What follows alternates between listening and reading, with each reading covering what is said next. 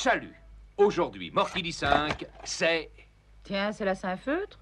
C'est pas ce que j'avais en tête. Erreur sur toute la ligne, c'est la Saint-Triangle. Bonne fête à tous les triangles. Bonne fête à tous les triangles, qu'ils soient isocèles ou équilatéraux. Et pourquoi vous le dessinez la tête en bas? Attendez, c'est pas fini. Je fais 2 autres petits triangles en haut, un petit triangle au milieu, 2 traits d'un côté, 2 traits de l'autre, 2 points pour les yeux, et j'obtiens un superbe autoportrait. C'est quoi un autoportrait? C'est un portrait de Bibi Lolo, c'est-à-dire de l'artiste par l'artiste, moi-même. Une page de publicité.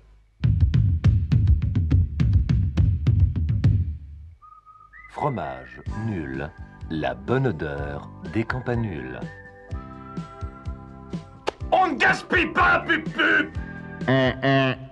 Objets inanimés, avez-vous donc une âme? Demandait le poète. Eh bien, non seulement ils ont une âme, mais ils ont également un cœur. Et notre émission de la SPO, la Société protectrice des objets, va vous le prouver. Les objets vivent de merveilleuses histoires d'amour. Je vais vous raconter celle du Paris-Monte-Carlo. L'histoire du train bleu? Non, celle des rails qui sont sous le train bleu. De Paris à Avignon, ils étaient toujours ensemble. Lui à gauche, elle à droite, toujours parallèles, toujours côte à côte. À Avignon, un aiguillage mal réglé survint soudain.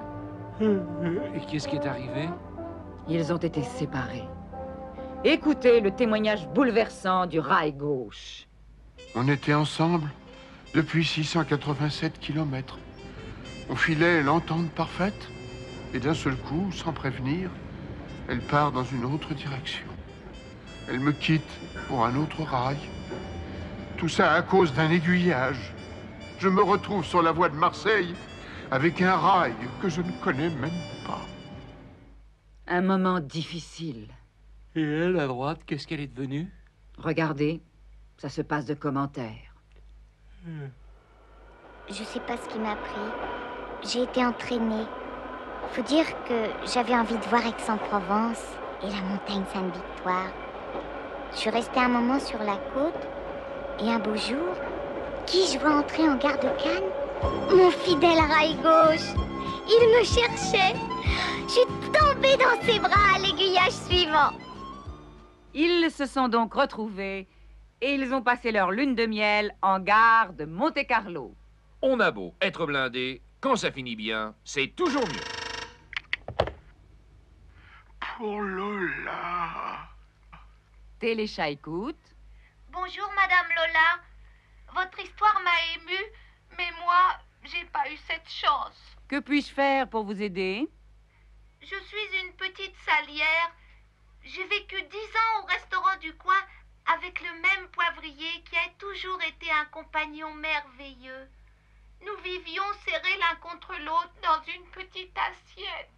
Dites-lui d'abréger, on va dépasser l'heure. Et puis, avec la crise, le restaurant a fait faillite. On a été séparés. Et vous ne vous êtes jamais revus? Non, je ne peux pas quitter mon comptoir. Le bistrot est ouvert jour et nuit. Oh, arrêtez de pleurer, petite salière. Les larmes sont déjà trop salées. La SPO va vous réunir à nouveau en vous engageant tous les deux à l'annexe de Téléchat. Courage. À l'annexe? Quelle annexe? Bah, au Milk Bar. On y est tout le temps. Ah, c'est juste. D'ailleurs, je vois que c'est l'heure de mon petit lait. Salut, à demain, si on veut bien. Il y a bien 36 sortes de chats. Des petits, des gros, des angora. Chat de gouttière et chat siamois.